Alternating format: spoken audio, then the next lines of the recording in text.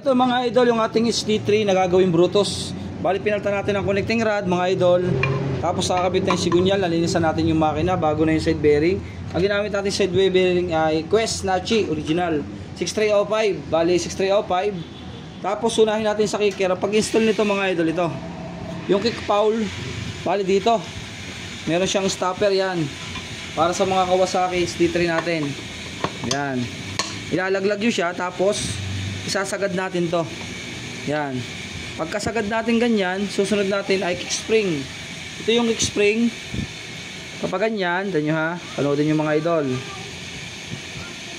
may butas sa kabila nyo ilalagay yung kick spring. Yan, yun, alright na.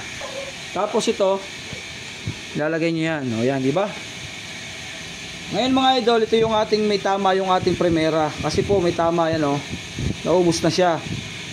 Kaya ang ginawa natin mga idol, kapalit tayo ito magkasawa. Kasi ito ang pinaka primera natin, itong tresera. Dumadala lang itong tresera sa primera.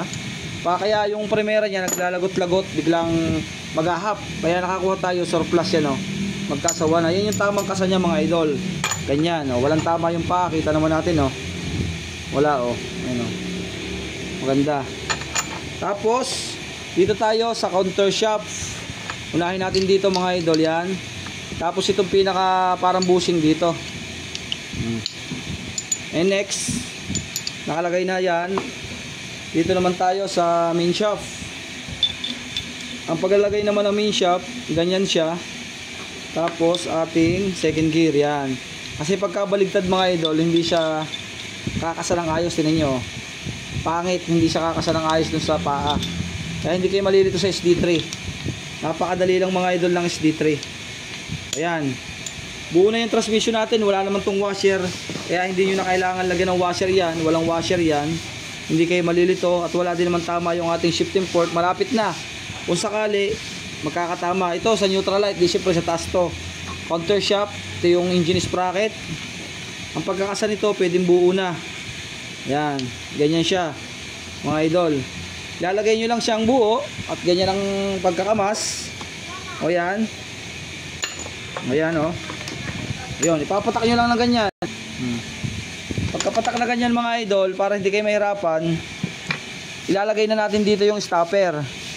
Dito sa kabila lalagay na natin yung stopper dito para mag pre-wheel na agad yung ating transmission.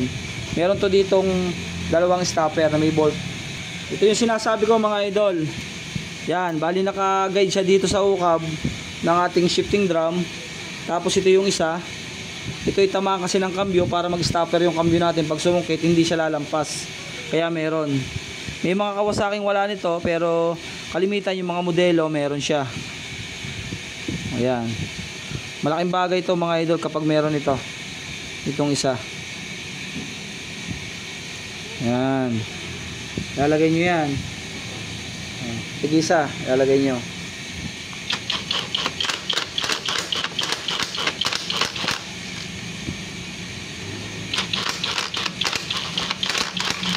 Okay na. Isiguraduhin yung naikot siya, yan Alright. Tapos meron din ditong stopper, ilalagay pa rin natin yung may spring, stopper cam. Ito yung sinasabi ko. Spring dito. Tapos yung stopper cam natin, ilalagay din natin to. Mga ganyan mga idol, yan, diba? Ganyan lang siyang kasimple.